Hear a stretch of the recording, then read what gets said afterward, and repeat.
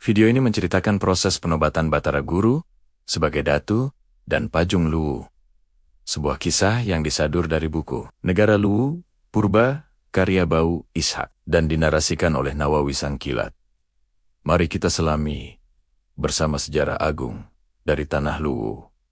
Kisah ini dimulai dari peran sentral Wenyeli Timo, permaisuri Batara Guru yang memiliki darah bangsawan. Kehadirannya bukan sekadar pendamping, melainkan kunci penting yang membuka gerbang takhta bagi Batara Guru.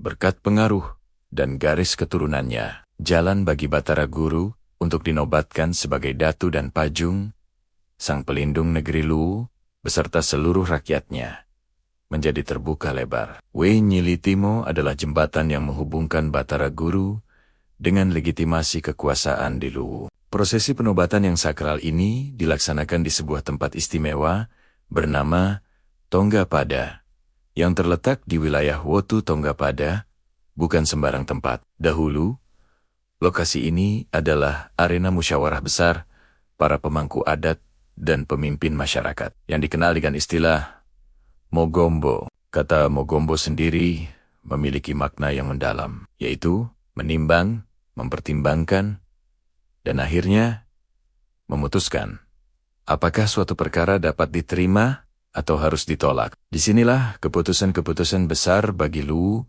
dilahirkan melalui mufakat. Situs Tonggapada, yang juga dikenal dengan sebutan Tanah Bangkala, memiliki sejarah yang jauh lebih tua dari era Batara Guru. Tempat ini telah lama menjadi lokasi resmi untuk pentasbihan dan penobatan para Datu Luwu dari generasi ke generasi. Bahkan sejak abad ke-8, Tanah Bangkala sudah difungsikan sebagai tempat di mana para pemimpin mengucapkan sumpah dan mengikrarkan janji setia mereka kepada negeri dan rakyat Luwu.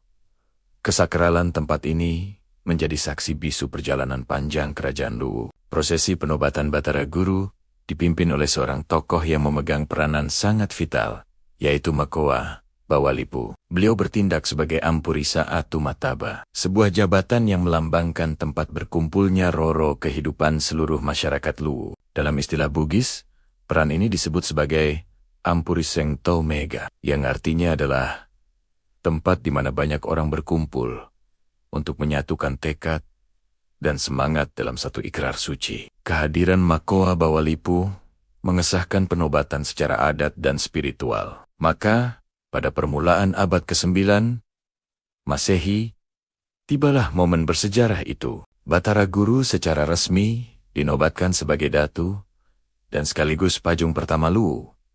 Gelar Datu merujuk pada pemimpin pemerintahan, sementara gelar Pajung memiliki makna yang lebih spiritual. Sebagai seorang Pajung, ia dianggap sebagai payung pelindung dan pengayom rakyat, tidak hanya dari segi duniawi, tetapi juga dari sisi spiritual dan moral. Ia adalah manifestasi dari perlindungan ilahi bagi seluruh tanah Luwu. Batara Guru tidak dipandang sebagai manusia biasa. Masyarakat meyakininya sebagai titisan makhluk suci dari langit.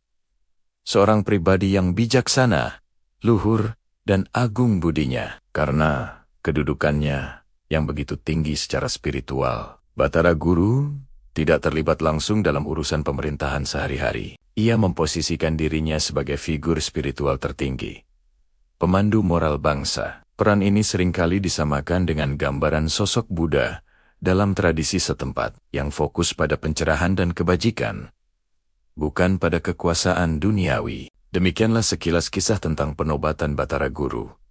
Sebuah momen fundamental yang tidak hanya melahirkan seorang pemimpin, tetapi juga membentuk fondasi awal dari struktur pemerintahan dan spiritualitas kerajaan Luwu yang agung. Narasi ini dipersembahkan oleh Nawawi Sangkilat. Terima kasih telah menyimak. Jangan lupa untuk mengikuti kanal kami untuk konten sejarah dan budaya lainnya. Sampai jumpa.